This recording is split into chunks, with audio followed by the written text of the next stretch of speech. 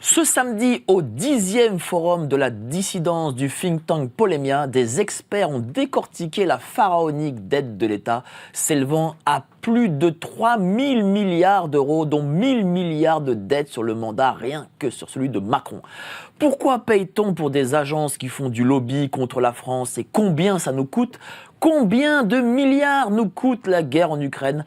Pourquoi paye-t-on pour le remplacement de notre population ? À ces questions répondra Jean-Yves Le Gallou, président du think tank Polemia. Vous êtes sur Géopolitique Profonde, générique.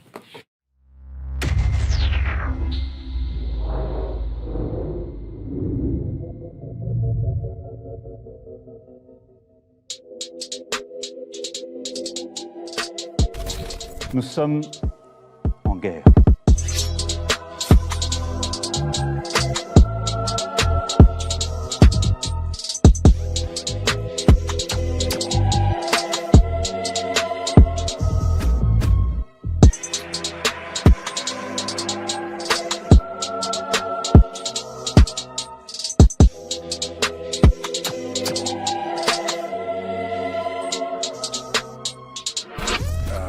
Il ne faut pas avoir peur.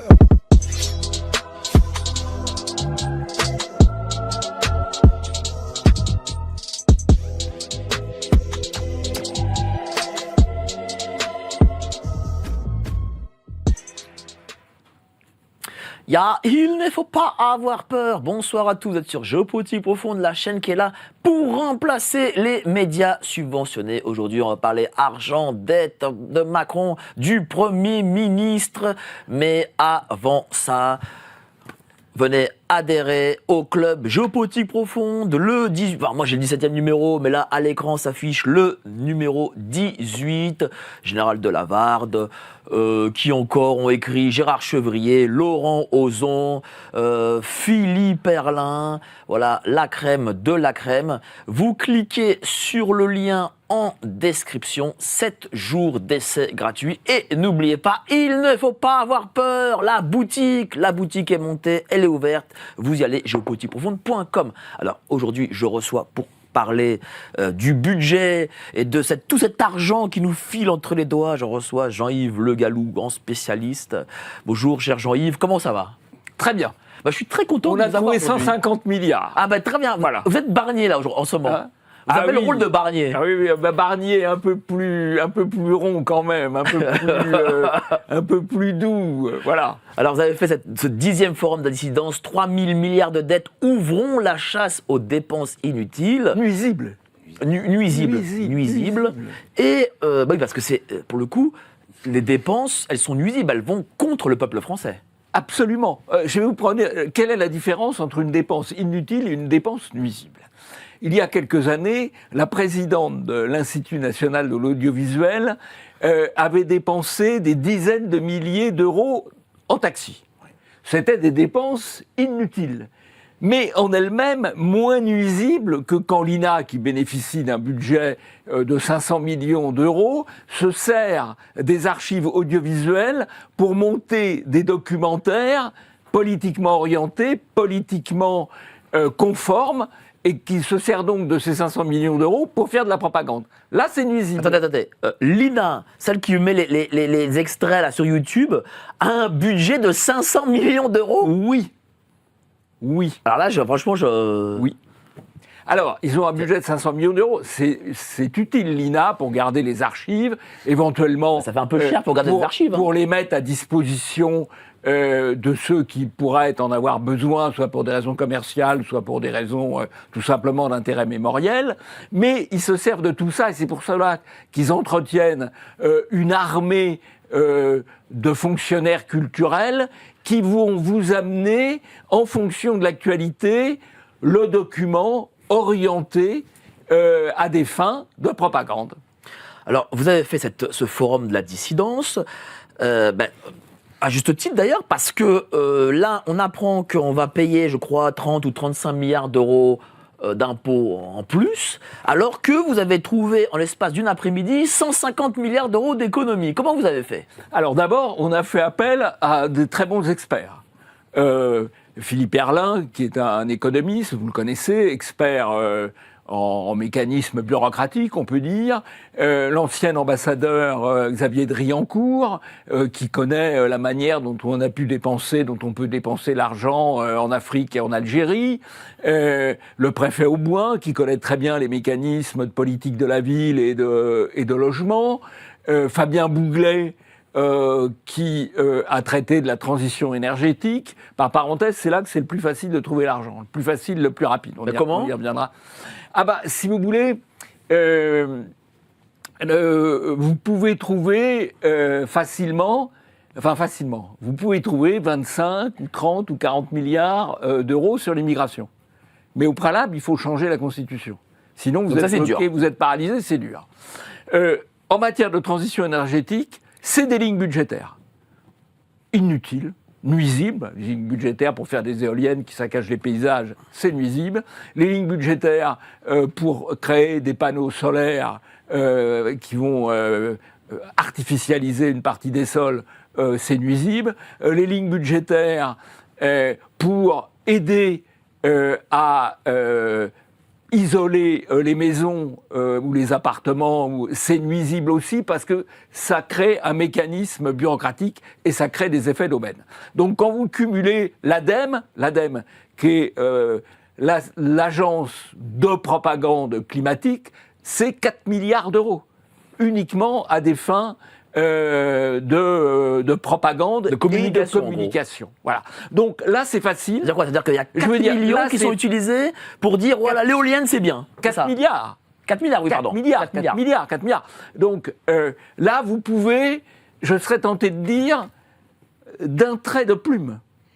Il n'y a pas derrière... Alors derrière, il y a évidemment les lobbies éoliens, les lobbies écologistes, etc., qui crieraient très fort. Mais il n'y a pas de blocage constitutionnel. Contrairement à ce qui concerne tout ce qui concerne l'immigration, où pour le moment, ce sont les juges qui contrôlent les opérations, c'est le Conseil constitutionnel, c'est le Conseil d'État, et donc là, c'est plus compliqué. Voilà. Mais la transition énergétique, quand M. Bouglet nous a trouvé, Fabien Bouglet nous a trouvé un peu plus de 25 milliards, 27 milliards. 27 milliards d'économies. Oui, absolument. Alors, il y a les 4 milliards, et après, les 23, c'est quoi ? Alors les 23, il y a des panneaux solaires, il y a de l'éolien, il y a de l'aide à l'isolation thermique, et il y a les aides aux collectivités locales, aux collectivités territoriales pour mener des politiques entre guillemets vertueuses en matière d'isolement des bâtiments, de transport et j'en passe. Et ça sert à rien d'isoler Si, isoler, honnêtement, isoler c'est bien, sous la réserve que ça n'abîme pas les bâtiments, que ça n'enlaidisse pas les bâtiments, isoler c'est bien.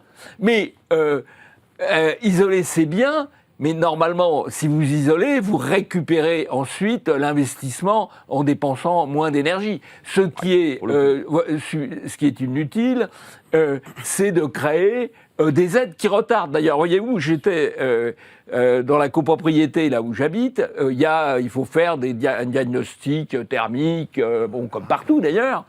Et ça fait 2 ans que ça traîne. Pourquoi ? Parce qu'ils attendent une subvention de la collectivité territoriale, de l'intercommunalité, qui est elle-même embouteillée, le service de conseil qui instruit les dossiers est lui-même embouteillé. Donc vous voyez, tout ça est une usine à gaz nuisible, ce qui ne veut pas dire que le fait d'améliorer le bilan thermique, le bilan énergétique des bâtiments soit mauvais. Non, mais le système bureaucratique qui est mis autour est mauvais. J'imagine que ce système bureaucratique coûte aussi des dizaines de milliards. Bien sûr. Les collectivités locales, si vous voulez, après, on peut regarder dans les dépenses nuisibles qu'on peut supprimer. Bon, j'ai cité les dépenses de transition énergétique. On pourrait parler plus longuement de l'immigration. Il y a aussi les dépenses bureaucratiques. Il y a en France 752 agences ou commissions. c'est plus qu'aux États-Unis. Il y en a, je crois, aux États-Unis 416 ou 420, dont M. Elon Musk va s'occuper, je pense, dans d'excellentes conditions. Bon, en France, on a 756 agences ou commissions. Là aussi, toutes ne sont pas inutiles, bien sûr, mais il y a quand même là de la matière à faire des économies, d'autant plus que il y a le côté doubles emplois qui sont créés. C'est-à-dire que vous avez des administrations d'État, vous avez des collectivités territoriales et vous avez des agences. Et tout ça se donne du travail les uns aux autres. Quand on dit parfois les fonctionnaires ne font rien, c'est pas vrai. Le pire, c'est que très souvent, ils travaillent. Et quand ils travaillent, ils se donnent du travail les uns aux autres et ils créent des règlements qui créent ensuite des coûts en termes de liberté ou de développement économique pour les citoyens ou pour les agents économiques. Est-ce qu'on a une agence un peu emblématique comme ça pour que les gens puissent comprendre un peu ce que c'est ? Alors, dans les agences emblématiques, j'en ai cité une, l'ADEME. Alors, vous allez me dire, vous ne pouvez pas prendre les 4 milliards deux fois de suite.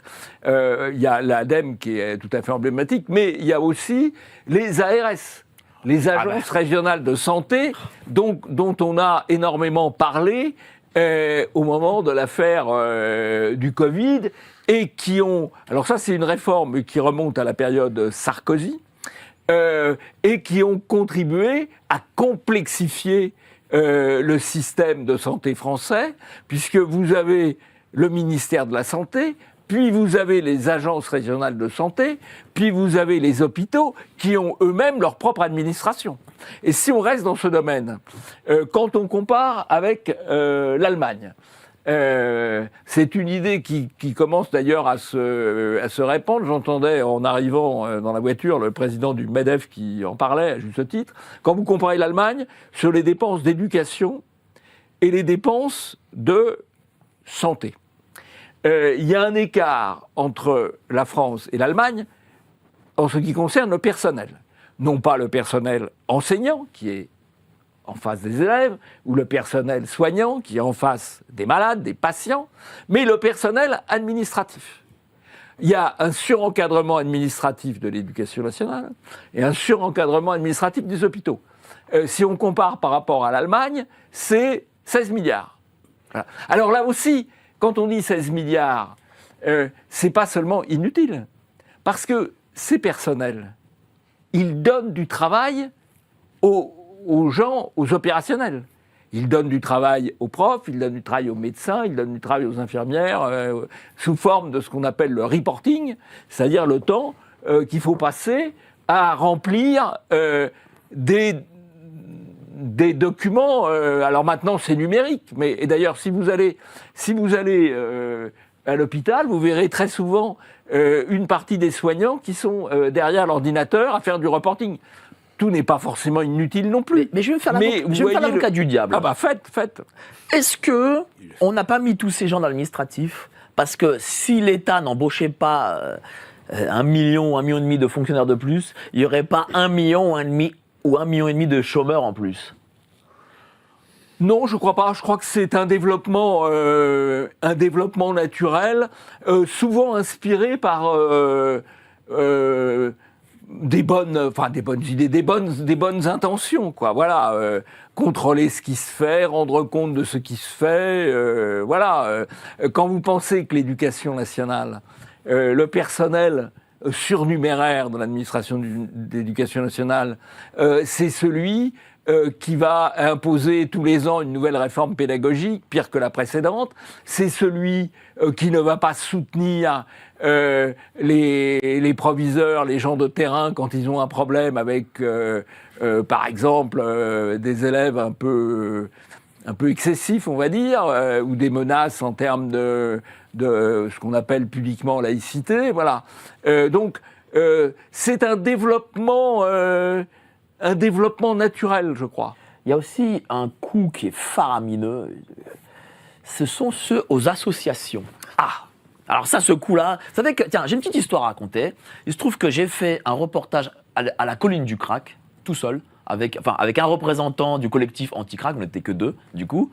Eh oui, on l'a fait à 2, hein, t'as vu ? Dans une cagoule? Non, on l'a fait à 2, un reportage. On a vu ce qui s'y passait, parce que la colline du crack, c'est un endroit donné par l'État aux dealers, il faut le savoir, et aux associations. Et les associations qui sont payées par la mairie de Paris, eh bien, fournissent aux dealers et aux craqueux, comme on dit, ce qu'il faut pour se droguer. Je l'ai dit. On a évidemment porté plainte contre moi pour diffamation et j'ai gagné. Voilà, ça veut dire que c'est une réalité en fait. Bien sûr. Alors, je crois que le cœur de la difficulté, le pire, parce que j'ai parlé il y a 6 paquets de 25 milliards. Hein. Donc il y a les agences, il y a les doublons administratifs. Dans les doublons administratifs, j'aurais pu ajouter le millefeuille territorial pour arriver aux 25 milliards. Il y a l'immigration. Il y a l'énergie, la transition énergétique, et puis il y a les dépenses de propagande.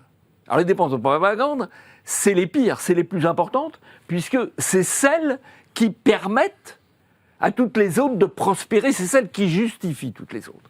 Alors qu'est-ce qu'il y a dans les dépenses de propagande ? Il y a les dépenses des médias, et puis il y a les dépenses associatives. Alors les dépenses associatives, on va y aller en paquet. Hein. Il y a d'abord les syndicats. 4 milliards de subventions. Le rapport du Perruchot. Vous vous rappelez du député Perruchot ? Oui, absolument. 4 milliards. 4 milliards. Les associations immigrationnistes, 2 milliards. Les associations LGBTQXYZ, 1 milliard. Voilà. Je ne parle on aurait là, dû être LGBT. Hein. Je ne parle là. Ah oui, ça c'est sûr. On aurait pris du blé. On aurait pris du blé. Hein. Ah ouais, ça serait mieux. Je ne parle là que des subventions de l'État. Bon, et toute cette armée, vous imaginez qu'une partie de cette armée fait le travail pour lequel elle est censée être payée, mais l'essentiel fait de la propagande. Je fais un coq à l'âne. La magistrature a passé 6 semaines sur l'affaire des assistants européens du Rassemblement national pour 4 millions d'euros. C'est-à-dire des gens qui étaient assistants de parlementaires, d'hommes politiques et qui faisaient de la politique. 4 millions d'euros. Mais on n'entend jamais parler des syndicalistes qui font de la propagande, des associations immigrationnistes payées par l'État pour rendre certains services qui font de la propagande, des associations LGBT qui font de la propagande. Et là, on n'est pas à 4 millions. Et même si on prend l'ensemble des crédits des partis politiques, c'est 80 millions. 80 millions, bon, mais c'est assez normal qu'ils fassent de la politique, en l'occurrence. Là, on a 7 milliards crédits d'État. Alors après, là, on donne ça à en grande masse. Il y a aussi beaucoup d'autres domaines où il y aurait à chercher, dans le culturel, même dans le sportif, parce que chaque subvention engendre sa dépense de communication et sa dépense de propagande. Donc il y a de la matière. Et puis, il y a le relais des collectivités territoriales. Alors là, normalement, les collectivités territoriales doivent publier en annexe la liste de leurs subventions.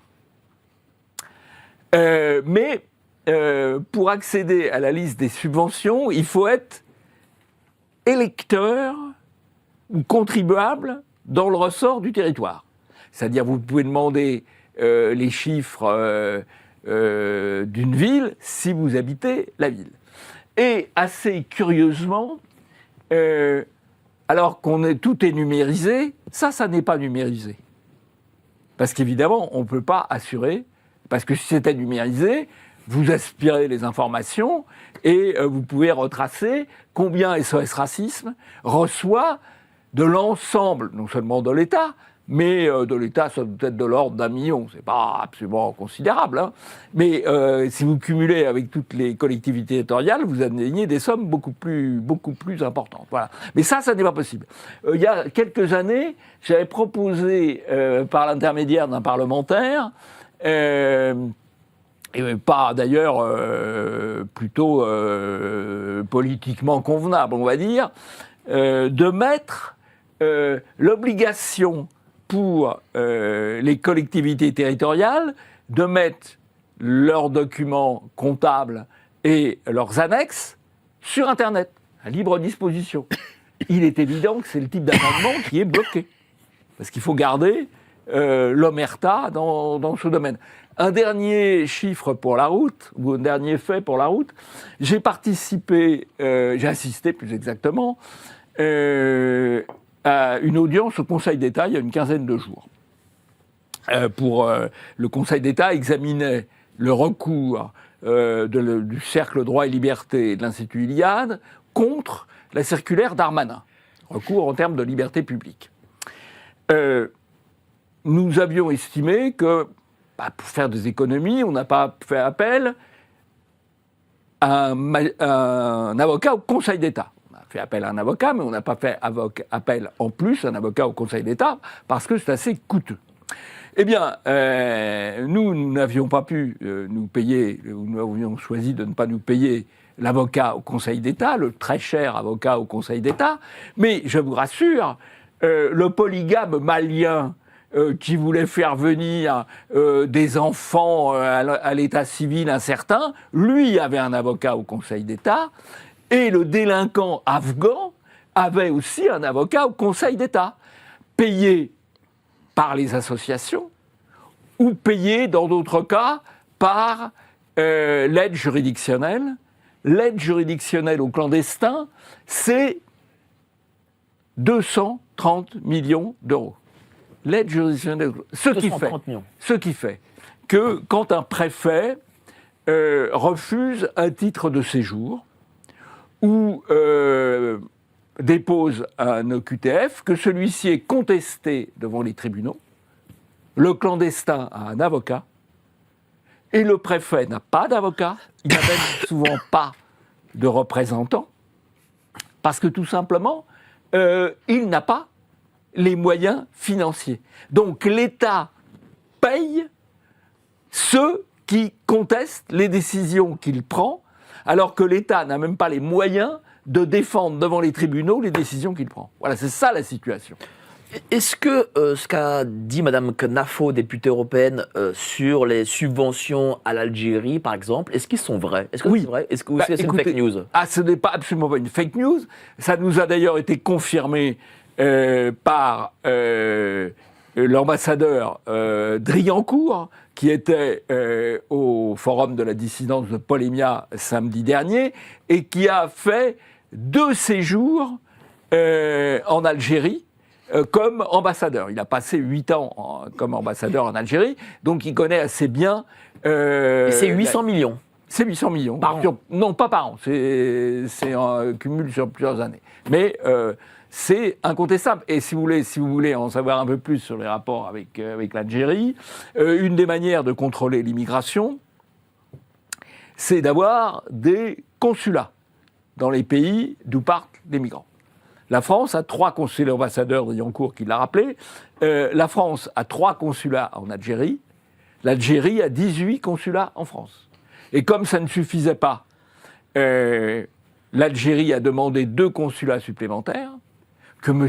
Darmanin a immédiatement accordés, sans demander en contrepartie 1 ou 2 consulats supplémentaires en Algérie pour avoir un peu plus d'informations sur les gens qui sollicitent le moyen de venir en France. Voilà. Alors, on a parlé d'immigration, on a parlé de culture, de propagande plutôt. La collectivité locale, je pense qu'il y a énormément d'argent à prendre. Est-ce qu'on sait quels sont les coûts de la réforme de M. Hollande sur les communautés d'agglos qui sont obligatoires et qui ramènent des soi-disant conseillers communautaires qui gagnent tous 2-3 000 balles avec la fonction publique derrière, etc. Alors, honnêtement, là, je ne me suis pas particulièrement penché sur ce sujet, mais je vais quand même vous donner 2 ou 3 éléments. D'abord, il y a une étude de contribuables associés que je n'ai pas que je n'ai pas étudié particulièrement, mais je pense que l'étude est sérieuse, qui chiffre, et ça me paraît faible en fait, qui chiffre le coût du millefeuille administratif, c'est-à-dire la superposition, à 7 milliards d'euros. Il faut savoir que le regroupement de communes, c'est un vieux rêve technocratique qui remonte aux années 1960. Et globalement, ça ne marchait pas, parce que les élus voulaient garder leur petit périmètre, c'était plutôt sympathique finalement. Et ça ne marchait pas, alors on a essayé de les appâter. Et donc on dit, écoutez, si vous vous regroupez, je parle là des communes, si vous vous regroupez, on va vous donner plus de subventions. Ça ne marchait pas tellement.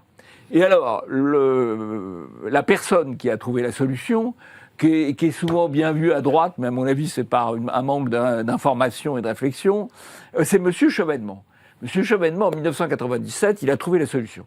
Il a dit, pour que les élus se regroupent, il ne suffit pas d'aider par des subventions les collectivités territoriales, il faut aider les élus par des indemnités. Et alors, ça a marché. Parce que avant, les maires, les conseillers municipaux de communes petites ou moyennes, ils voulaient rester entre eux.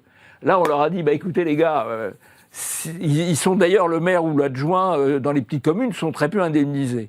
En revanche, s'ils siègent à l'intercommunalité, là, ils commencent à... moi, je le vois chez moi. À cachonner. Et le regroupement des régions, plus la région est grande, plus les indemnités sont élevées. Et pareil pour le conseil départemental. Et pareil pour le conseil départemental. Qui était le conseil général, où on a fait presque des circonscriptions où les mecs gagnent des sommes... Voilà, alors, les collectivités territoriales, ce qui coûte extrêmement cher, là aussi, c'est que tout le monde se donne du travail. Tout le monde, parce que vous avez, si vous regardez en Île-de-France, on ne s'y retrouve plus. Vous avez la commune, vous avez l'intercommunalité, vous avez le Grand Paris... on ne sait même pas où on est. Moi, j'habite Saint-Ouen et j'ai pleine commune avec Saint-Denis, la Fête de France. On a Grand Paris. Oui. Alors, le maire, il prend de l'argent à pleine commune, il prend 2005, à Grand Paris, 2005.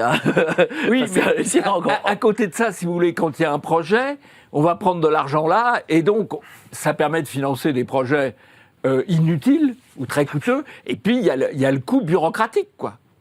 Il y a le coût bureaucratique, puisque au lieu d'être instruit par une personne, c'est instruit par plusieurs administrations. C'est fou, hein. C'est fou. Mais... Alors ça c'est fou, parce que, si vous voulez, dans les années 60, on avait 60-70, on avait la commune, le département, l'État.